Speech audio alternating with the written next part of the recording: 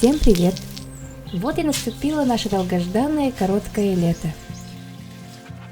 Летом у нас много что растет и успевает созреть к осени. В этом году мы опоздали с посадкой растений, поскольку постоянно не хватало времени. Но с весны я посеяла петунии, и они очень хорошо взросли и радовали мои глаза все лето. С конца июля до конца августа нашу семью радует урожай малины. Я научилась делать малиновое варенье.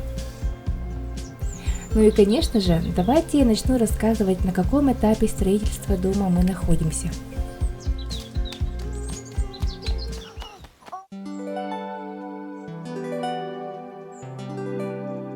Не зря говорят, что после постройки сибдома начинается самая сложная часть.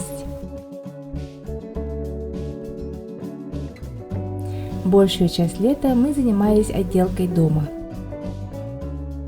Сначала мы весь гипсокартон загрунтовали, уделяли особое внимание стыкам. Это было довольно просто. Обрабатывали соединение стыков серпянкой, а затем фугином.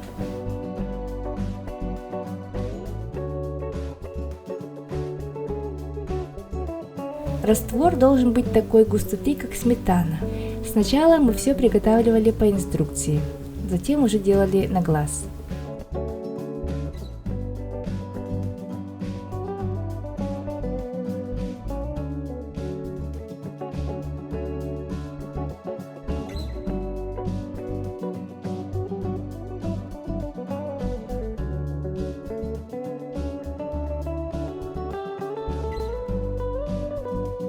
Здесь я делаю внешний угол алюминиевым уголком.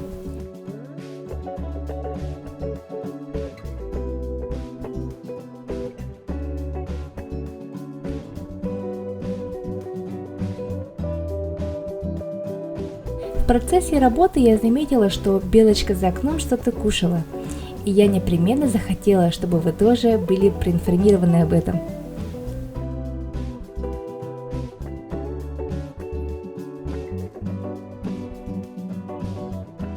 Затем мы начали шкурить сам фугин. Это очень долгая работа, ведь стены должны быть ровные. После этого мы снова грунтовали поверхность фугина, чтобы зашпатлевать все финишной шпатлевкой. Предоставлю голос Джулусу. Я видела, вам понравилось такое нововведение. Так, не обращаю внимания на бардак, такое бывает при стройке, как ни странно. Так, берем емкость, желательно удобную для транспортировки. В данном случае я взял емкость от грунтовки с объемом 3 литра.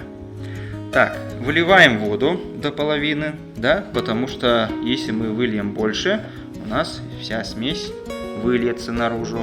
Так, вода до половины, добавляем сухую смесь. Да, шпатлевку в данном случае, и смешиваем вот такой насадкой на дрель.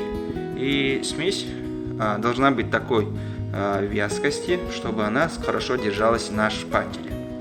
Сейчас примерно покажу, как это делается.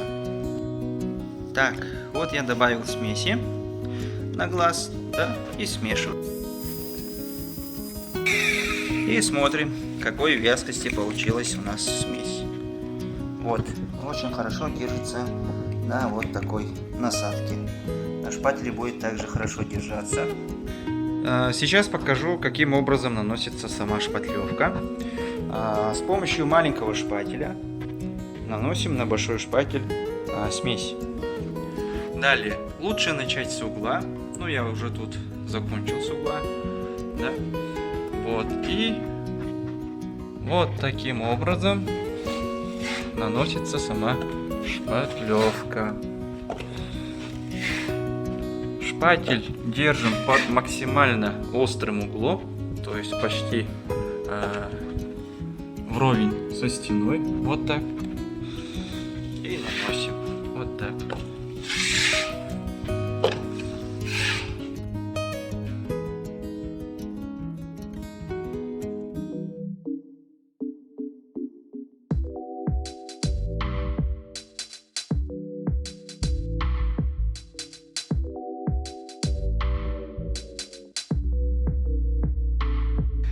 сейчас я расскажу, как мы делали отделку в нашем симптоме, какие смеси мы использовали, каким способом наносили и как мы клеили обои на наши стены. Так, в данном случае мы видим обои на рабочей комнате. Как мы видим, на темных обоях так или иначе видны стыки, да, более-менее вот так, но мы не переживаем. Планируем засеять вот такой ламинат, да, то есть сочетание будет таких цветов, как дубовый и серый. Такой же ламинат будет на всем первом этаже. Рассказываю, как мы клеили обои. Так, обои мы клеили уже на поверхность, которая была зашпатлевана. Опять же, после высыхания шпатлевки обрабатываем грунтовкой. После этого мы готовим клей. Да, клей мы наносили на сами стены, так как у нас обои требовали именно вот такой поклейки. С помощью валика наносили клей. Также мы использовали вот такой специальный обойный шпатель. Он очень удобен в использовании. Также требуется кисточка. Вот тут находится стык. Вот. Стыка почти не видно. Таким образом мы закончили полностью гостиную, совмещенную с кухней. Самая сложная часть работы – это поклейка обоев в холле. Наши редкие встречи с братьями пошли на пользу. Нам еще предстоит купить обои для комнат второго этажа, но я ноль в дизайне. Целый год ломаю голову, что же туда приклеить. Но в ближайшие дни я собираюсь улучшить свою кредитную историю и купить обои для 4 комнат. Ну вот, на этом у меня все. Спасибо за ожидание видео. Я буду снова готовить для вас следующие видео. Я очень взволнована. Это наш первый дом, и это такая ответственность. Всем спасибо за просмотр. Удачного дня!